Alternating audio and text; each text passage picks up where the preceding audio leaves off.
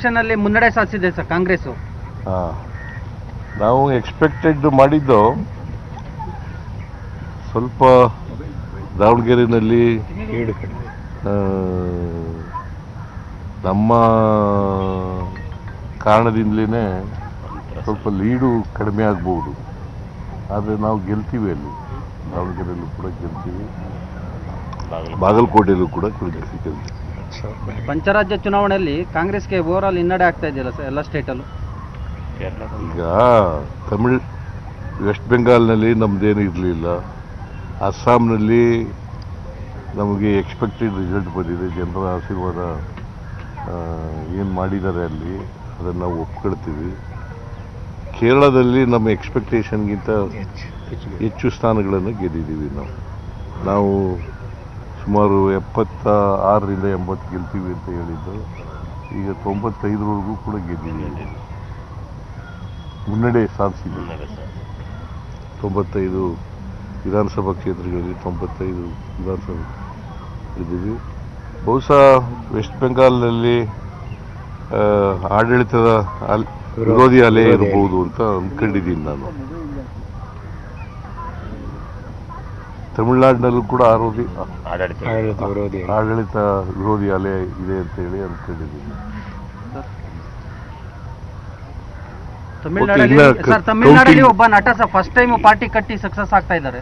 ಇನ್ನೂ ಅವ್ರಿಗೆ ಅಭಿನಂದನೆಗಳನ್ನು ಸಲ್ಲಿಸ್ತೇನೆ. ಎಲೆಕ್ಷನ್ ಅಲ್ಲಿ ಮುನ್ನಡೆ ಸಾಧಿಸಿದೆ ಸರ್ ಕಾಂಗ್ರೆಸ್. ನಾವು ಎಕ್ಸ್ಪೆಕ್ಟೆಡ್ ಮಾಡಿದ್ದು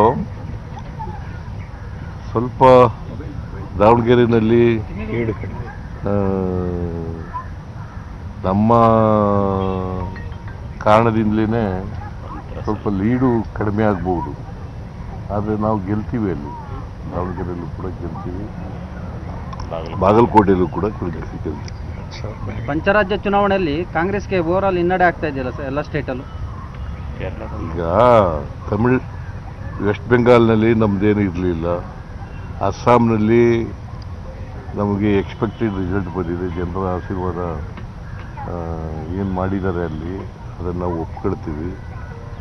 ಕೇರಳದಲ್ಲಿ ನಮ್ಮ ಎಕ್ಸ್ಪೆಕ್ಟೇಷನ್ಗಿಂತ ಹೆಚ್ಚು ಸ್ಥಾನಗಳನ್ನು ಗೆದ್ದಿದ್ದೀವಿ.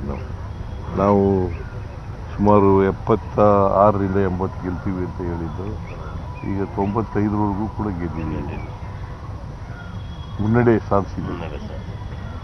95 ವಿಧಾನಸಭಾ ಕ್ಷೇತ್ರಗಳಲ್ಲಿ 95 ವಿಧಾನಸಭೆ ಗೆದ್ದಿದ್ದೀವಿ. ಬಹುಶಃ ವೆಸ್ಟ್ ಬೆಂಗಾಲ್ನಲ್ಲಿ ಆಡಳಿತದ ವಿರೋಧಿ ಅಲೆ ಇರಬಹುದು ಅಂತ ಅಂದ್ಕೊಂಡಿದ್ದೀನಿ ನಾನು. ತಮಿಳುನಾಡಿನಲ್ಲೂ ಕೂಡ ಆಡಳಿತ ವಿರೋಧಿ ಅಲೆ ಇದೆ ಅಂತ ಹೇಳಿ ಅಂದ್ಕೊಂಡಿದ್ದೀನಿ. ತಮಿಳುನಾಡಲ್ಲಿ ಒಬ್ಬ ನಟ ಫಸ್ಟ್ ಟೈಮ್ ಪಾರ್ಟಿ ಕಟ್ಟಿ ಸಕ್ಸಸ್ ಆಗ್ತಾ ಇದ್ದಾರೆ. ಇನ್ನೂ ಅವ್ರಿಗೆ ಅಭಿನಂದನೆಗಳನ್ನು ಸಲ್ಲಿಸ್ತೇನೆ. ನಿರ್ಭೀತ, ನಿಷ್ಪಕ್ಷಪಾತ, ವಿಶ್ವಾಸಾರ್ಹ ಸುದ್ದಿಗಳಿಗೆ ಮತ್ತೊಂದು ಹೆಸರಾಗಿರುವಂತ News18 ಕನ್ನಡ ಈಗ ಆಪ್ನಲ್ಲೂ ಲಭ್ಯವಿದೆ. ದಯವಿಟ್ಟು ಇಲ್ಲಿರುವಂತ QR ಕೋಡ್ ಸ್ಕ್ಯಾನ್ ಮಾಡಿಕೊಂಡು ಆಪ್ ಡೌನ್ಲೋಡ್ ಮಾಡೋದಕ್ಕೆ ಮರಿಬೇಡಿ. ನಿಮ್ಮ ಬೆಂಬಲ ಹೀಗೆ ಸದಾ ನಮ್ಮೊಂದಿಗಿರಲಿ. ಧನ್ಯವಾದ.